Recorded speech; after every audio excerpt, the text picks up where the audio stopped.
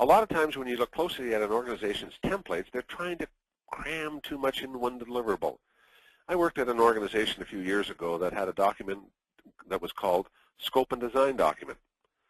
It went from the very first iteration, project charter type stuff, all the way through to the detailed technical design. 4, 5, 6 different people were responsible for putting information into that document.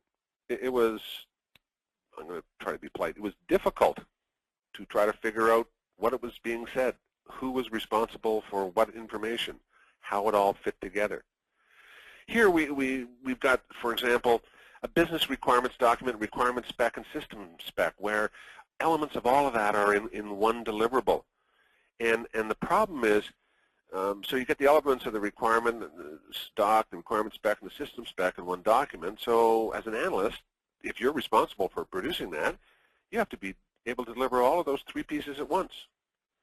Here's a simple change that will help you embrace and manage change much more efficiently. Separate these things out. They're really 3 different things.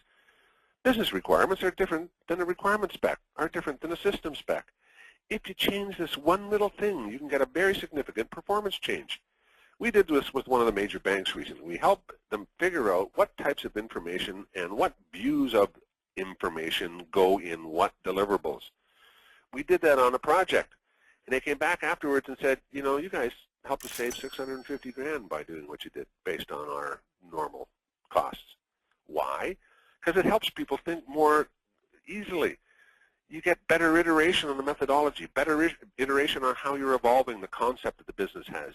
You can't start on day one with a complex problem that's only defined at a really, really high conceptual level and solve it all in one fell swoop. You have to build on the information.